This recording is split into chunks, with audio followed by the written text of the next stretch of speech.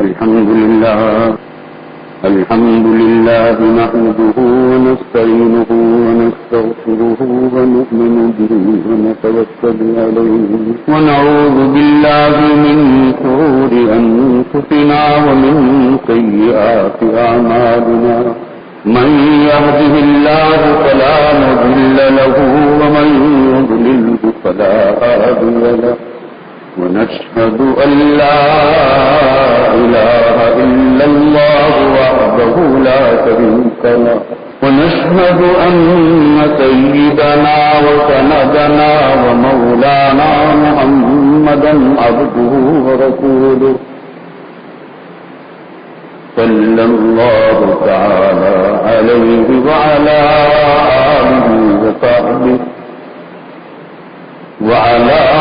آله وصحبه أجمعين وسلم تسليما كثيرا كثيرا أما بعد فأعوذ بالله من الشيطان الرجيم بسم الله الرحمن الرحيم يا أيها الذين آمنوا اتقوا الله حق تقاته ولا تموتن إلا وأنتم مسلمون واعتصموا بحبل الله جميعا ولا تفرقوا واذكروا نعمة الله عليكم إذ كنتم أعداء فألف بين قلوبكم فأصبحتم بنعمته إخوانا.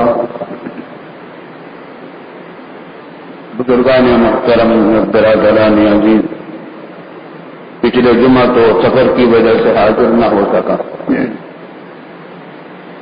اور آج طبیعت بھی پوری طرح ٹھیک نہیں ہے، وقت تاخیر بھی ہو گئی، تھوڑا ہی وقت رہ گیا، لیکن دین کی بات تھوڑے وقت میں بھی کی جا سکتی ہے بقدر ضرورت اور بقدر گنجائش. اس وقت جو میں نے آیات تلاوت کی ہیں ان میں سب سے پہلا پیغام تو یہ ہے کہ اے ایمان والو، ڈرو اللہ جیسا کہ اس سے ڈرنے کا حق ہے. اللہ سے ڈرو جیسا کہ اس سے ڈرنے کا حق ہے. اور اللہ سے ڈرنے کا کیا مطلب ہے کہ ایسے کام نہ کرو جس سے وہ ناراض ہو جائے، اس کی ناراضگی والے کام نہ کرو جس کا حاصل یہ ہے کہ گناہوں سے بچو، گناہوں سے بچو. گناہ کو سمجھ لو جیسے آگ کا انگارہ ہے. بعض لوگ یہ کہا کرتے ہیں کہ میاں صغیرہ گناہ ہے، یہ کبیرہ گناہ تو ہم نہیں کرتے کہ صغیرہ گناہ کو اہمیت نہیں دیتے، معمولی چیز ہے. لیکن صغیرہ گناہ کا معاملہ بھی یہ ہے کہ حدیث میں آتا ہے اور علماء کا متفقہ فیصلہ ہے کہ جو شخص صغیرہ گناہ بھی کثرت سے کرتا رہے اور اس سے توبہ اور استغفار نہ کرے وہ صغیرہ گناہ بھی کبیرہ بن جائے. یہ ایسا نہیں ہے جیسے کوئی آدمی یہ سوچے کہ اپنے بستر میں چھوٹا سا انگارہ چھوڑ دو، چھوٹا ہی تو ہے، زیادہ تو نہیں ہے، مگر آپ نے اپنے بستر میں ایک چھوٹے سے انگاری چھوڑ دی تو وہی پورے گھر کو جلا ڈالے. اللہ رب العالمین کی ناراضگی والا کوئی کام نہ کرو، مگر مشکل یہ ہے کہ ہو جاتے ہیں. صغیرہ گناہ تو بہت ہی ہو جاتے ہیں اور اللہ پناہ میں رکھے کسی سے کبیرہ گناہ بھی ہو جاتا ہے. لیکن اللہ رب العالمین نے اپنے رحم و فضل و کرم سے ہر گناہ کی تلافی کا راستہ بنا رکھا. گناہ اللہ تعالیٰ ہماری کمزوریوں سے واقف ہیں کہ ان سے گناہ ہوں گے ضرور، ارادہ بھی کر لیں گے تب بھی گناہ ہو جائیں گے ان سے. چھوٹے گناہ تو ہوں گے ہی اور کبھی اللہ پناہ میں رکھ کے بڑا گناہ بھی ہو جائے گا. تو تو اس کے لیے اللہ تعالیٰ نے راستے کھول رکھتے ہیں، تو فوراً استغفر اللہ کا استغفر اللہ ربی من کل ذنب واتوب الیہ، زیادہ بڑے معاف کر۔ اگر عربی الفاظ یاد نہ ہو تو اپنی زبان میں کہے کہ یا اللہ مجھے معاف کر، کوئی چھوٹا گناہ ہو گیا، کوئی گناہ ہو گیا، آنکھ بیٹھ گئی، بد نظری ہو گئی، فوراً نظر ہٹا دیں اور کہتے ہیں اللہ مجھے معاف کر۔ اس کی عادت ڈالیں۔ آج کل ماحول ہمارے معاشرے میں یہ ہے کہ آدمی جب گھر سے باہر نکلتا ہے تو بے شمار مناظر ناجائز اور گناہوں کے نظر آتے ہیں۔ بے پردہ خواتین کی تصویریں لگی ہوتی ہیں اور بے پردہ خواتین بازاروں میں چل رہی ہوتی ہیں، نظر پڑ جاتی ہے۔ پہلی نظر تو معاف ہے، پہلی نظر جو پڑ جائے غیر ارادی طور پر وہ تو معاف ہے، لیکن اس نظر کو برقرار رکھنا، دیکھتے رہنا، یا نظر ہٹا کر دوبارہ دیکھنا اپنے ارادے سے پھر گناہ ہو جاتا ہے۔ لیکن جب گناہ ہو جائے تو اللہ سے کہہ دیں اللہ مجھے معاف کر، معاف کر۔ اللہ رب العالمین نے صغیرہ گناہوں کی معافی کا تو معاملہ اتنا آسان کر رکھا ہے کہ چھوٹی چھوٹی نیکی پر گناہ معاف ہو جاتے ہیں۔ کانٹا چبھ جائے، کانٹا چبھنے سے گناہ معاف ہوتے ہیں۔ جمعہ کی نماز کے لیے آدمی آتا ہے تو ہر قدم پر عبادت کا ثواب بھی ملتا ہے، درجات بھی بڑھتے ہیں۔ وضو کرتا ہے آدمی تو گناہ جھڑتے چلے جاتے ہیں، تو نفلی نماز پڑھے اس سے گناہ معاف ہو جاتے ہیں، فرض نماز پڑھے اس سے سغیرہ گناہ معاف ہو جاتے ہیں، تلاوت قرآن کرے اس سے گناہ معاف ہو جاتے ہیں۔ تو کوئی نیکی کرنے کا تو سغیرہ گناہ معاف ہوتے چلے جائیں گے، پھر اللہ سے معافی بھی مانگتا رہے۔ جب اللہ تعالیٰ سے معافی مانگتا رہے گا تو پھر رب طرف کا کیا ہوگا کہ سغیرہ گناہ بھی چھوٹتے چلے جائیں گے، اللہ سے شرم آنے لگے گی کہ اتنی مرتبہ میں گناہ کرتا ہوں، پھر معافی مانگ لیتا ہوں، پھر گناہ کرتا ہوں، پھر معافی مانگتا رہتا ہوں، تو اب کچھ شرم آنے لگے گی، گناہوں میں کمی آئے گی، چھوٹیں گے تو نہیں، چھوٹیں گے پھر بھی نہیں، مگر گناہوں میں کمی آ جائے گی، اور کرتے رہیں گے تو تقریباً چھوٹ بھی جائیں گے۔ لیکن اللہ رب العالمین نے معافی کا وعدہ کر رکھا ہے، اگر تم گناہوں پر اصرار نہیں کرو گے، جمو گے نہیں، بلکہ معافی مانگ لیا کرو گے، میں معاف کرتا رہوں گا۔ اس میں بڑی حکمت ہے۔ آدمی مایوسی سے مایوس نہیں ہوتا اللہ کے رحمت، اللہ کے رحمت کی امید لگی رہتی ہے، اور جب گناہ مانگتا رہتا ہے طرف تک گناہ کرنے کی عادت بھی کم ہوتی چلی جاتی ہے، اور کبیرہ گناہ اللہ کا نام رکھے، شراب پی لی، زنا کر لیا، چوری کر لی، کسی کو داغا مار دیا، کسی کو قتل کر دیا، اللہ کا نام رکھے، یہ کبیرہ گناہ ہے، خطرناک گناہ ہے، بہت ہی ہولناک گناہ ہے۔ لیکن ان گناہوں میں بھی دو طرح کے گناہ ہیں۔ ایک گناہ وہ ہے جو صرف اللہ کا حق ہے، بندوں کے حق پر اس میں دست درازی نہیں ہوتی۔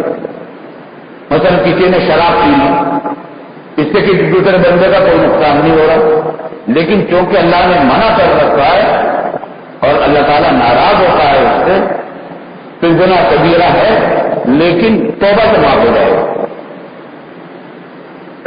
لیکن اگر بندوں کے حق کو مارا ہے، کسی نے چوری کی ہے، ڈکیتی کی ہے، قتل و غارت گری کی ہے، دہشت گردی کی ہے، تو وہ تو توبہ سے بھی معاف نہیں ہوتا۔ وہ تو جس کا حق مارا ہے آپ نے، جس بندے کا، اس سے معاف کیے بغیر معاف نہیں ہوتا۔ اللہ رب العالمین کو اپنی مخلوق سے بہت محبت ہے، بہت محبت ہے، اتنی محبت ہے کہ ماں کو بھی اپنے بچوں سے اتنی محبت نہیں ہوتی جتنی اللہ رب العالمین کو اپنی مخلوق سے۔ ہم سے تو ہے ہی، پرندوں پر بھی محبت ہے، کیڑے مکوڑوں سے بھی محبت ہے، درختوں سے بھی محبت ہے۔ اللہ رب العالمین کی جو چیز بھی مخلوق ہے اس سے اللہ تعالیٰ کی وہ پسندیدہ ہے، وہ محبت ہے اس سے، اور جو چیز پیدا کی ہے اس نے حکمت سے پیدا کی ہے۔ تو کوئی آدمی کسی جانور کے ساتھ صفائی کا کام کرتا ہے اس کا بھی ثواب ملتا ہے۔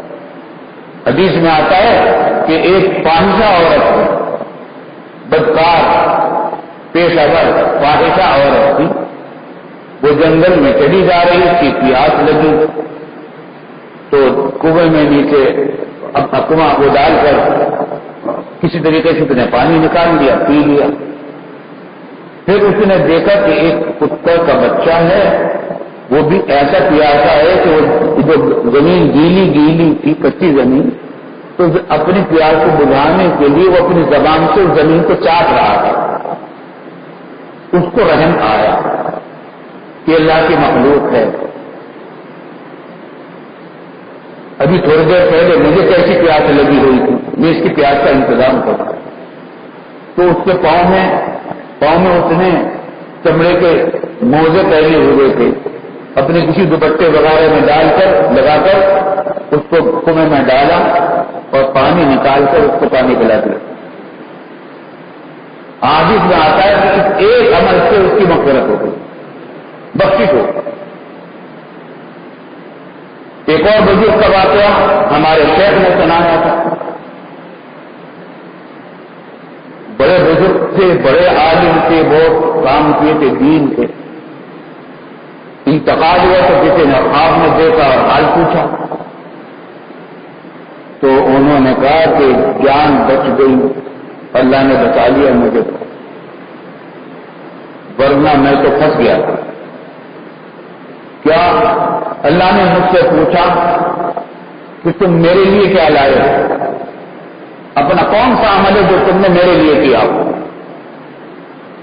کہتے ہیں کہ میں نے کہا کہ میں نے اتنی کتابیں تصنیف کی ہیں، اتنے ایسے دین کا کام کیا ہے، فلاں فلاں دین کے کام کیے ہیں، میں نے علمی کام بہت کیے ہیں۔ تو جواب ہوا کہ وہ تو تم نے ہمارے لیے نہیں کیے تھے، وہ تو تم نے اس بات سے کیے تھے کہ لوگ تمہیں بڑے علامہ کہیں، مولانا کہیں، تمہاری تعظیم کریں، تکریم کریں، حادثوں میں، یہ سب کچھ تو دنیا میں ہو چکا، یہ بتاؤ ہمارے لیے کیا لایا؟ تو کہتے ہیں کہ میرے پاؤں تلے کی زمین نکل گئی، میں نے کہا کہ میری تو پونجی ساری یہ تھی، تو کہا کہ پونجی تو کھوٹی تھی، یہ تو ساری کھوٹی تھی، ہمارے لیے بتاؤ کیا لائے؟ تو کہتے ہیں میں نے کہا کہ مجھے تو اور کوئی بات یاد نہیں آ رہی، میرے پاس تو یہی جو کچھ تھا وہ پیش کیا۔ ارشاد ہوا تمہاری ایک نیکی ہمارے پاس محفوظ ہے، تمہاری ایک نیکی ہمارے پاس محفوظ ہے، وہ یہ کہ ایک مرتبہ تم لکھ رہے تھے، قلم تم نے دباغ میں دبویا، قلم کو اٹھایا کاغذ پر لکھنے کے لیے تو قلم میں سے روشنائی کی ایک بوند کاغذ پر چمک گئی، تم نے قلم کو رکھا اور کپڑا اٹھایا اس کو صاف کرنے کے لیے، اتنے میں ایک مکھی آ کر اس بوند کے اوپر بیٹھ گئی، تو تم نے اپنے ہاتھ کو روک لیا اس خیال سے کہ اللہ کے مخلوق پیاسی ہے، یہ پانی چوس رہی ہے روشنائی کا، یہ پانی چوس لے تو پھر صاف کرو۔ فرمایا کہ یہ کام تم نے ہمارے لیے کیا تھا، اسی پر بخشش کرتے ہیں تمہارے۔ اللہ رب العالمین کو اپنی مخلوق پر محبت ہے، مکھیوں پر بھی محبت ہے، جانوروں پر بھی محبت ہے، تو ہم سے تو کسی بھی محبت ہوگی۔ تو بندوں کے حقوق کو اگر کوئی پامال کرتا ہے تو خود معاف نہیں کرتے ہوئے، کہتے بندے سے معاف کرواؤ، بندے سے معاف کرواؤ۔ تو بھائی دیکھو اللہ تعالیٰ محفوظ رکھے کسی کی حق تلفی سے، حق تلفی ہمارے یہاں ایسا رواج پڑا ہوا کرپشن، رشوت لینا بھی ظلم ہے، کام چوری بھی ظلم ہے، بندوں کا حق ہے، چوری ڈکیتی بھی بندوں کا حق ہے، قتل کر دینا تو اتنا بڑا گناہ ہے کہ حدیث میں قرآن کریم میں اس کو سخت وہی بیان ہے، اتنے بڑے بڑے گناہ ہو جاتے ہیں۔ تو اگر بندوں کے حق میں آپ نے دست درازی کی ہے تو وہ تو معاف نہیں ہوگا جب تک بندے سے معافی نہ کرواؤ، وعدہ نہیں ہے معافی۔ ایک اور خوب یاد رکھیے، آخرت میں کوئی کسی کو معاف نہیں کرے گا، وہاں تو سب کو اپنی اپنی پڑی ہوگی۔ اگر کوئی معافی کرانی ہے تو دنیا میں کرا لے، دنیا میں تو ہو سکتا ہے کہ معاف کر دے وہ بندہ، آخرت کی پکڑ سے بچ جاؤ گے۔ لیکن اگر تم نے اس سے معاف نہ کروایا تو آخرت میں وہ نہیں چھوڑے گا، اس لیے کے بعد تو نفسا نفسی کا عالم ہوگا۔ ایک واقعہ سنا تھا اپنے ایک بزرگ استاد کو، ایک شخص کا کی پیشی ہوگی، آئندہ پیش آنے والا ہے یہ بات ہے، ابھی سے ان کو واقعات دکھا دیے گئے ہیں کچھ اللہ کے بندوں کو جو آخرت میں پیش آنے والے ہیں، کہ وہ اس اعمال کا جب وزن ہو رہا ہوگا، نیکیاں ایک پلڑے میں، گناہ دوسرے پلڑے میں، اللہ رب العالمین نے یہ قانون بنا دیا ہے کہ جس کے نیکیاں زیادہ ہوں گی اس کو وہ جنت میں جائے گا، جس کے گناہ زیادہ ہوں گے وہ جہنم میں جائے گا۔ ایک شخص پیش ہوا اور اس کی نیکیوں میں ایک نیکی کی کمی رہ گئی،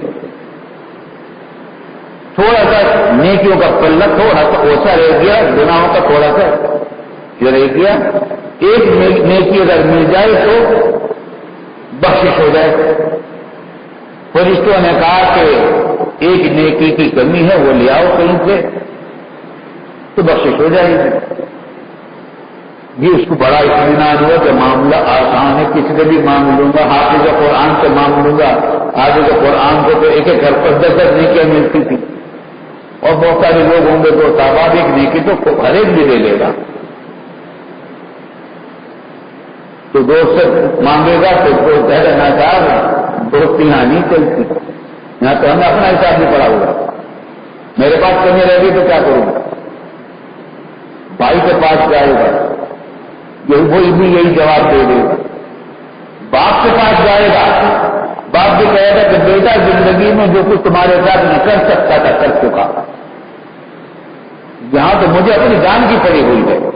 قرآن کریم نے فرمایا یوم یفر المرء من اخیہ وامہ وابیہ وصاحبتہ وبنیہ، ہر ایک کو اپنی جان کی پڑی ہوئی ہوئی، کوئی رشتے دار کام نہیں آئے گا وہاں، تو باپ کہے گا کہ اس وقت میں تمہاری کوئی مدد نہیں کر سکتا، روتا ہوا ماں کے پاس پہنچے گا کہ ماں تو میری ماں ہے، تو نے میرے ساتھ مجھے اتنا کام کیا ہے، مجھے ایک نیکی دے دے۔